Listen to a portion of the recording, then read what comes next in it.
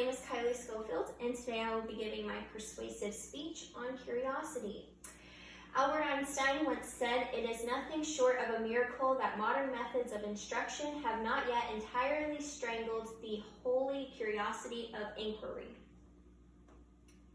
So, over the course of your life, you'll have at least 13 years of schooling, meaning that you're going to have teachers instructing you on concepts that are given to them by school boards and such, and students are forced to learn in order to ace an exam. And so this sort of limits the student's scope of knowledge and curiosity and having the opportunity to explore into deeper meanings of things when they're given into the average school system.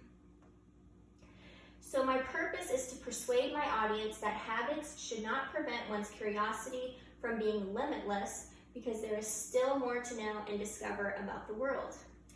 So first, I would like to start off with what the psychology of operant conditioning is. So here we have B.F. Skinner, who invented and coined the term operant conditioning in 1937. And this is the approach of operant conditioning. It's basically how consequences influence our actions. For example, whenever you have positive or negative introductions into the formula of performing an action, positive means to include something and negative means to take something away. And then you have punishers and reinforcers.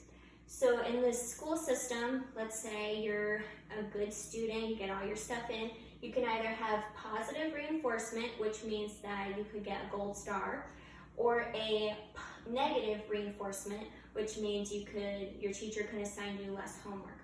If you're misbehaving, you can have positive punishment, which means a good example is how back in the day, whenever they would slap your wrist with a ruler to make you stop that behavior.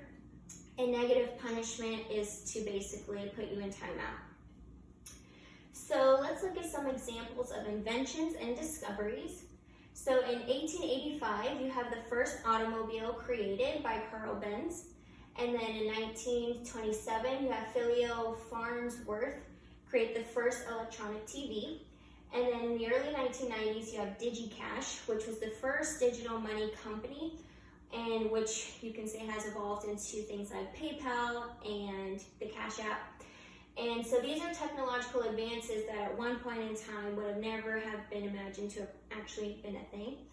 Also, we have discovery of new species, such as in 2013, the discovery of the alanguido in Ecuador.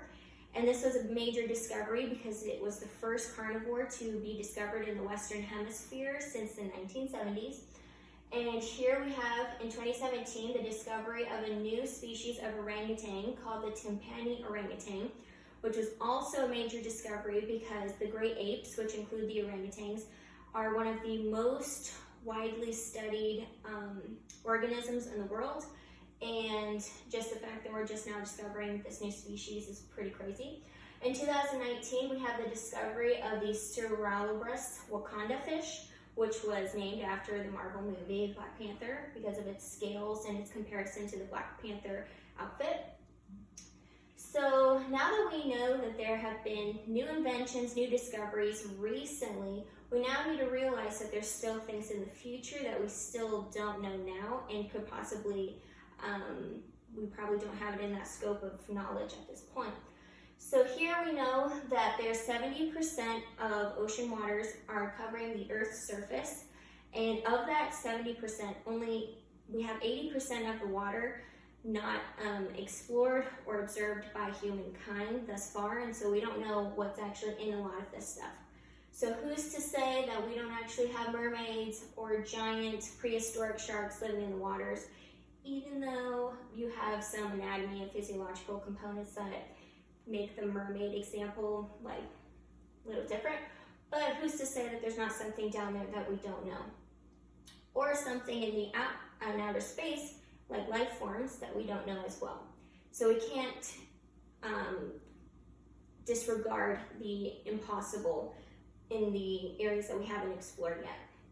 So how does one become or stay curious beyond the classroom? So you must read and research topics using reliable resources. You must not be afraid to ask, quote, dumb questions, because they can engage you in different conversations and make you think about something you haven't learned about before. Keep an open mind about the world around us, and focus on the mysteries of life that cause you to conceptualize things beyond your scope of knowledge. So just to recap, we talked about operant conditioning and how our actions can be motivated by consequences, which can turn into habits. Examples of inventions and discoveries, such as the first automobile and the Wakanda fish. And realize the idea of the unknown and that there's more beyond what we already know now. So for closing remarks, I want to encourage all of you to not be bound by the limitations of reality, and instead be curious about the potential for the future of the world itself. Thank you for watching, and these are my references.